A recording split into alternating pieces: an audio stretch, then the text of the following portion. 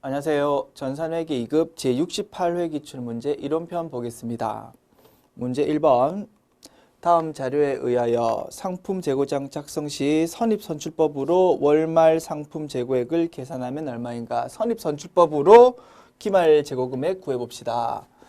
자, 상품의 총계정 원장을 적어볼까요? 수량 기준으로. 자, 네 자리 왼쪽이죠. 자산이니까. 기초에 50개 있었습니다. 매입을 80개 했고요. 매출을 80개 했습니다. 매입을 다시 30개 했습니다. 그러면 기말에 몇 개 남아있을까? 왼쪽, 오른쪽 똑같이 숫자가 되어야 되니까 왼쪽은 160이고요. 오른쪽도 마찬가지 160 돼야 되니까 빈칸은 80. 그래서 기말에 80개가 남아 있습니다. 80개 남아 있을 때 선입선출법을 가정하라면 어떻게 단가가 구성되어 있을까요? 자, 80개 중에서 선입선출법은 먼저 사온 게 먼저 팔리니까 남아있는 거는 가장 최근에 산 따끈따끈한 물건이 남아있다. 그죠? 그래서 80개는 요거 30개랑 요거 80개 중에서 50개가 남아있을 것이다. 요 마지막 가장 최근에 산 거 30개는 단가가 얼마요? 한 개 1,000원. 그리고 그 앞에 샀던 거 요거는 단가가 한 개당 2,000원. 그죠? 이렇게 금액을 구해서 더해보면 기말 재고 금액이 나오겠습니다. 50 곱하기 2,000 하면은 10만 원 되고요. 30 곱하기 1,000원 하면은 3만 원 됩니다. 두 개 합하면 13만 원. 이게 정답이겠죠? 정답은 3번. 그래서 선입선출법 또는 후입선출법으로 기말 재고금액 또는 매출 원가를 구하라. 이런 문제 우리 많이 연습했었습니다. 2번 문제요. 다음 중 회계의 목적을 가장 잘 설명한 것은? 회계의 목적은 뭡니까? 회계정보 이용자에게 유용한 정보를 제공하는 것. 그것이 정의이자 목적이었습니다. 그거 찾아보면 되겠죠? 4번 되겠습니다. 기업의 이해관계자에게 합리적인 의사결정을 위한 정보 제공. 조금 풀어서 썼는데 기업의 이해관계자 우리 뭐라고 보면 됩니까? 회계의 정보 이용자. 그리고 합리적인 의사결정을 위한 정보, 이게 회계 정보죠. 유용한 회계 정보를 제공하는 것. 그것이 회계의 목적이자 정의이다.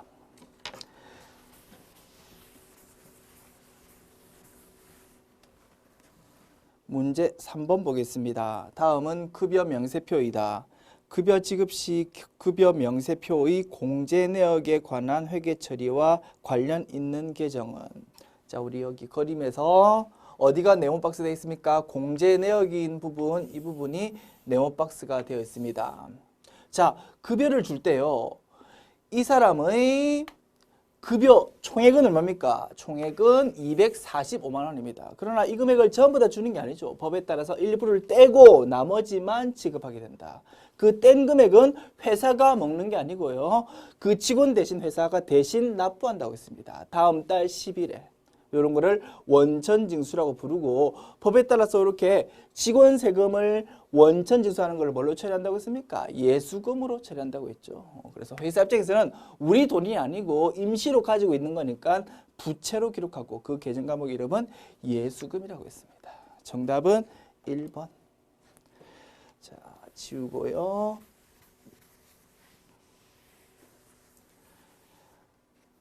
문제 4번. 다음의 내용이 설명하는 것으로 옳은 것은? 자산, 부채, 자본이 증감하는 거래에 있어서 차변에 발생한 거래는 반드시 대변에도 같은 금액의 거래가 발생하여 이중으로 기입하게 된다. 자, 회계상 거래라고 합니다. 회계상 거래는 자산, 부채, 자본, 수익, 비용이 증감하는 것을 말한다고 했죠. 이러한 회계상 거래를 장부에 기록할 때는 항상 차변에도 적어주고 대변에도 적어줘야 됩니다. 이런 거를 복식부기의 원리라고도 부르고 거래의 이중성이라고도 부릅니다. 정답은 1번이다. 거래 이중성의 의미는 뭐라고? 회계상 거래를 장부 기록할 때 항상 차변과 대변에 동시에 이중으로 기록한다. 그것이 거래의 이중성. 그런데 지문 중에 3번 대차 평균의 원리도 있네요. 대차 평균의 원리 뭡니까? 이러한 거래 이중성에 따라서 차변, 대변으로 나눠서 기록을 하다 보면 분계를 놓고 볼 때 분계에서 차변에 기록된 금액의 합계랑 대변의 금액의 합계가 항상 일치할 수밖에 없다라는 게 대차 평균의 원리죠. 그래서 사실은 거래 이중성을 하다 보면 대차 평균의 원리가 자동으로 이렇게 성립이 된다 이겁니다. 그런데 여기 지문에서 쭉 설명하고 있는 내용의 포커스는 뭐라고요? 거래를 표현할 때 차변과 대변에 동시에 기록한다. 그게 포커스입니다. 그래서 엄밀히 따지면 정답은 1번에 맞는데요. 자, 뭐 같은 금액 뭐 이런 단어가 섞여 있다 보니까 대차 평균의 원리도 이번 문제에서는 정답으로 인정이 되었습니다. 자, 그런데 우리 이왕 이론을 정리할 때 조금 정확하게 구분했으면 좋겠어. 거래 이중성은 포커스가 말하고 차변과 대변에 동시에 기록한다. 그것이 포커스고 대차 평균의 원리 포커스는 차변 금액과 대변 금액의 합계는 항상 일치된다. 그것이 포커스다. 아시겠죠? 그래서 엄밀하게 따지면 정답 1번, 3번도 정답 인정. 이렇게 정리합시다. 문제 5번.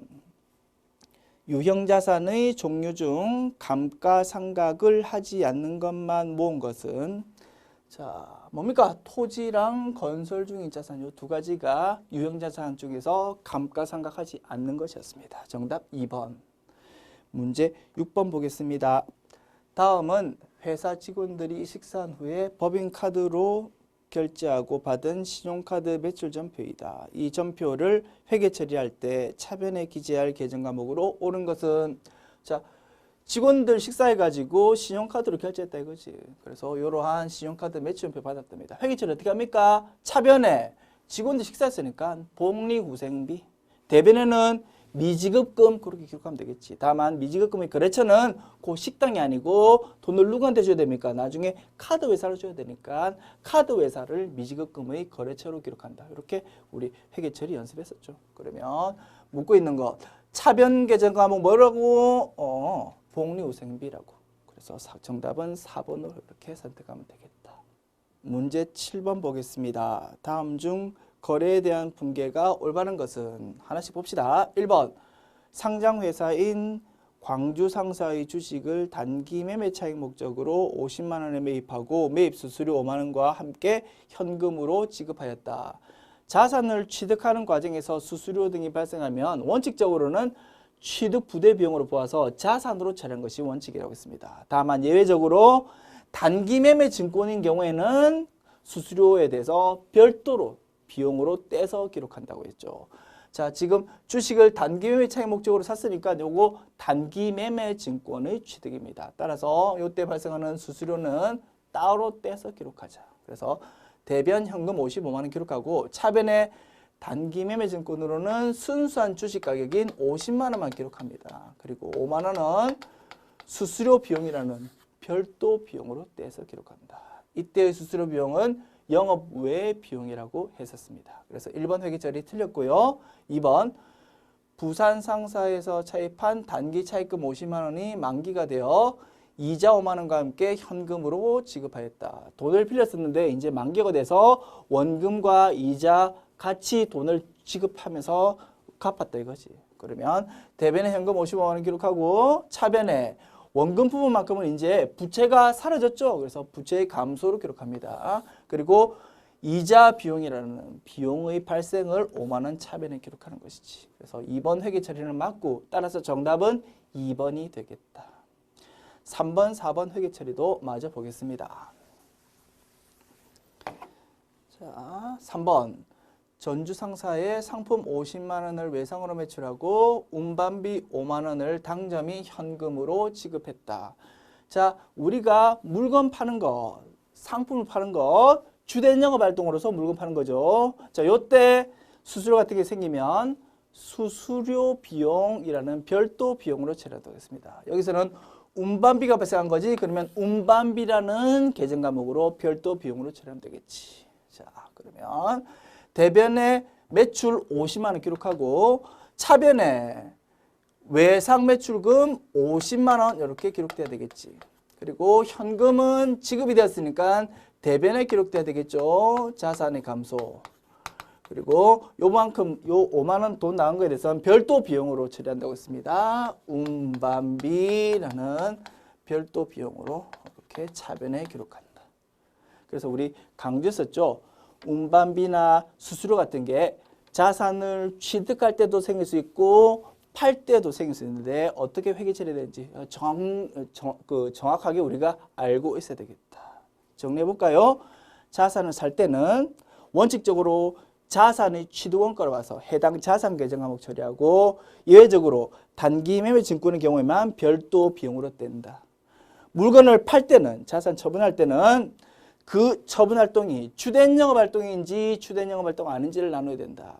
상품 파는 게 주된 영업 활동이죠. 자, 상품 팔 때라면 그때 생기는 각종 비용들은 별도 비용 계정 항목으로 떼고요. 그렇지 않고 유형자산을 파는 것처럼 주된 영업 활동이 아니면서 물건 파는 거라면 별도 비용으로 떼지 말고 그 돈 나간 거는 처분 손익으로 그냥 바로 반영시킨다고 했습니다. 이 부분 정확하게 좀 알고 있자. 됐죠? 자, 4번 회계 처리 다시 마저 정리합시다.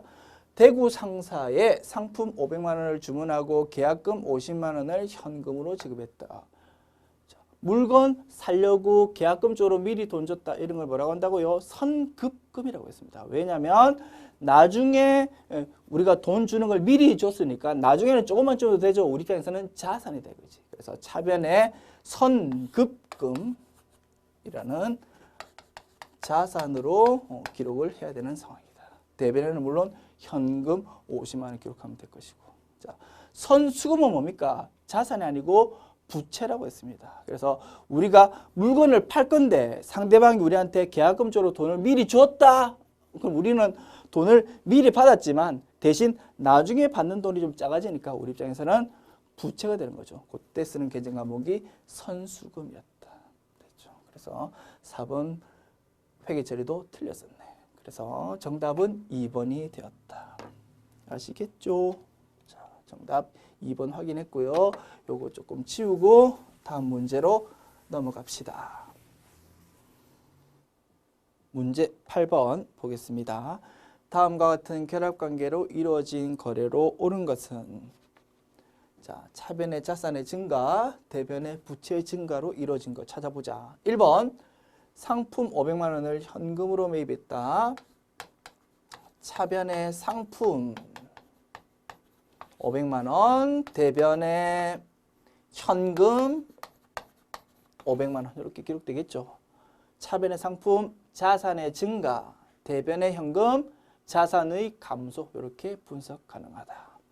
2번 단기 대여금 200만 원을 현금으로 받았다. 우리가 돈을 빌려줬던 모양입니다. 그런데 이제 돈 받을 때가 됐어. 만기가 됐다 이거지. 그러면 원금도 받고 이자도 받고 그렇게 하겠죠. 그런데 여기서 이자는 언급 없고 원금만 언급돼 있네. 자, 원금을 받았다. 어떻게 됩니까? 차변에 현금 들어오지 뭐. 그죠? 차변에 현금 200만 원 이렇게 적어주면 되고 대변에 이제 단기 대여금이라는 자산은 사라지게 되죠. 원금을 받았으니까. 그죠? 그래서 단기 대여금을 대변에 적어서 없애주면 되겠다. 그러면 차변의 현금 자산의 증가, 대변의 단기 대여금 자산의 감소 이렇게 분석 가능하네. 3번 은행으로부터 단기 차입금 1000만 원을 보통예금 통장으로 이체받았다. 우리가 은행에서 돈 빌렸다 이거죠. 돈 빌리면 차변에 현금 1000만 원 돈 들어올 것이고 그러나 요거 나중에 갚아야 되니까 부채지. 그래서 대변에 단기 차입금이라는 부채로 이렇게 기록해야 되겠다. 그러면 차변 현금 자산의 증가, 대변의 단기 차입금 부채의 증가 이렇게 분석 가능하네. 묻고 있는 게 자산의 증가, 부채의 증가를 찾아놓고 묻고 있으니까 정답은 3번이 되겠다. 4번 자동차세 15만 원을 현금으로 납부했다. 차변의 세금과 공과 비용의 발생이죠. 대변의 현금 15만 원 이렇게 기록하면 되겠다. 차변의 비용의 발생, 대변의 자산의 감소 이렇게 분석할 수 있겠다.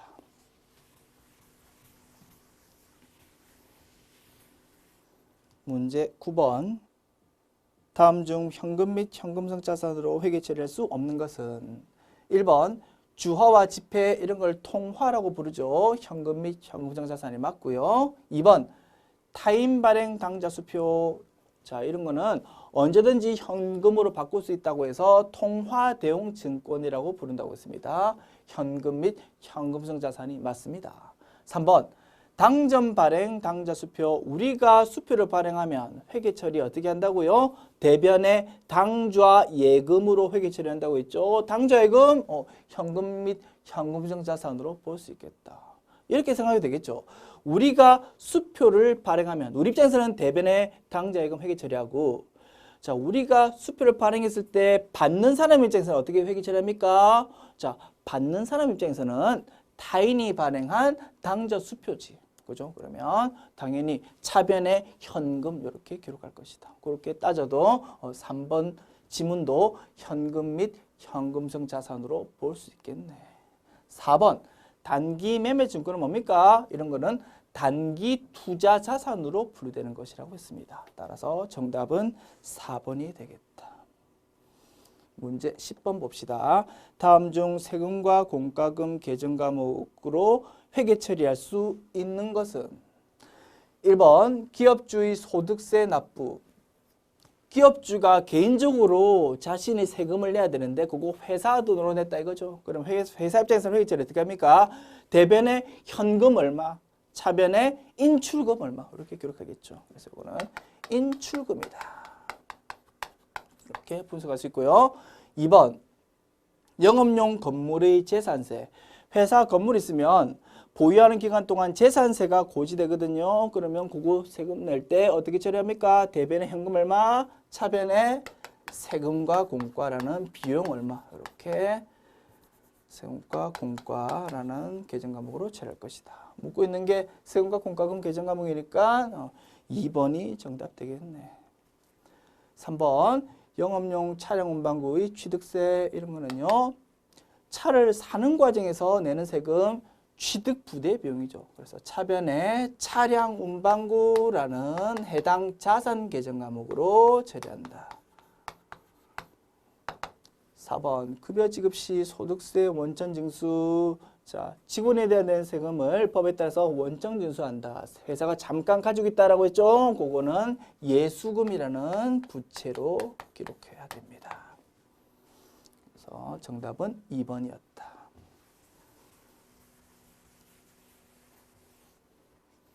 문제 11번.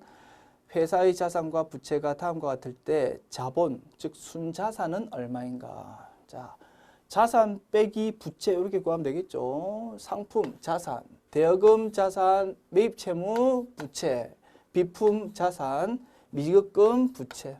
자산 빼기 부채 구해봅시다. 자산의 합계는요, 10만 원 플러스 4만 원 플러스 8만 원 하면 22만 원 되고요.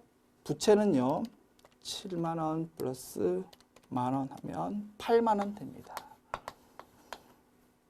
22만 원 빼기 8만 원 하면 14만 원 되겠다.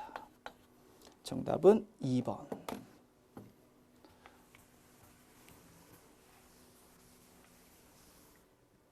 문제 12번 보겠습니다. 상품 매매업을 영위하는 부산 상사의 영업이익은, 자, 영업이익이란 거는 매출액에서 매출 원가를 빼면 매출 총이익, 거기서 판매비와 관리비를 뺀 것이 영업이익이죠. 자, 찾아보자. 매출액은 플러스, 매출 원가는 마이너스, 급여는 판매비와 관리비에 속하니까 마이너스 하면 될 것이고, 임차료 판매비와 관리비에 해당하니까 마이너스 하면 될 것이고, 이자 비용 이거는 영업 외 비용이죠. 영업 외 비용은 영업이익을 구하는 데는 전혀 쓰이지 않습니다. 이거는 고려하지 말자.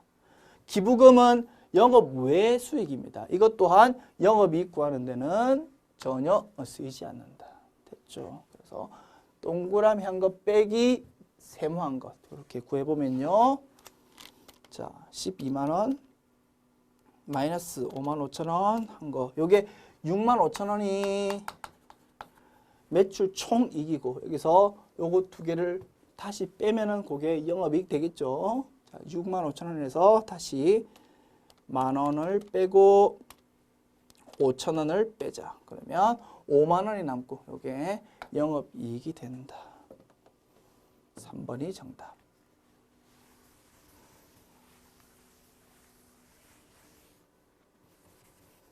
문제 13번 보겠습니다. 다음 중 결산 마감 시 가장 먼저 마감되는 계정은 자산, 부채, 자본, 수익과 비용 이렇게 제시되어 있네.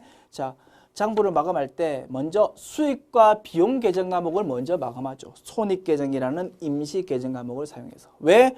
당기순이익이 먼저 산출돼야지 그게 자본으로 반영되기 때문이다. 그래서 이 중에서 수익과 비용 4번 요게 가장 먼저 마감되는 계정 과목. 문제 14번 보겠습니다. 다음 선급금 계정에서 10월 6일 거래의 설명으로 옳은 것은 선급금에 대한 총계정 원장이 제시되어 있네. 총계정 원장 있는 것만 할 줄 알면 되겠네. 자, 선급금 총계정 원장에서 차변 쪽에 15만 원이 기록되어 있고 그 앞에 현금이라고 적혀 있답니다. 이거 어떻게 읽습니까? 자, 분석해 보면 차변 쪽에 선급금이 15만 원 기록됐다 이 말이죠. 그리고 반대쪽에는 어떤 계정 과목이 현금이라는 계정 과목이 기록이 되었다 이 뜻입니다. 자, 현금이 15만 원 나갔습니다. 그런데 왜 나갔다고요? 선급금으로 나갔다. 그러면 계약금조로 상품 살 건데 계약금조로 돈을 미리 15만 원 주었다. 이렇게 분석되는 거지. 찾아볼까요? 자, 1번이지 뭐. 상품을 주문하고 계약금을 지급했다. 1번이 정답. 지웁니다. 문제 15번 보겠습니다. 다음의 자료에 기초하여 상품의 취득원가를 계산하면 얼마인가? 자, 상품 매입 수량 100개고요. 한 개당 3,000원이랍니다. 그러면 물건값 자체는 3,000원 곱하기 100개, 30만 원이 물건값이다 이거지. 자, 그런데 상품 취득 과정에서 부수적으로 수수료나 운반비 같은 게 들면 물론 다 취득 부대 비용을 보기 때문에 자산으로 보아야 되겠다. 그런 거 있는지 찾아보자. 매입 운반비 맞죠? 취득 부대 비용. 매입 수수료 맞죠? 취득 부대 비용. 매입 후 판매 시까지 발생한 창고 보관료 5,000원. 이거는 매입 과정이 끝나고 나서 드는 비용이죠. 이런 것들은 별도 비용으로 처리하면 될 것이다. 그래서 8,000원과 2,000원을 여기 물건값 30만 원에 합하자. 그게 취득원가가 된다. 자, 그러면 30만 원 플러스 8,000원 플러스 2,000원 하면 31만 원 되네. 요게 상품의 취득원가. 그러면 정답은 3번 되겠습니다.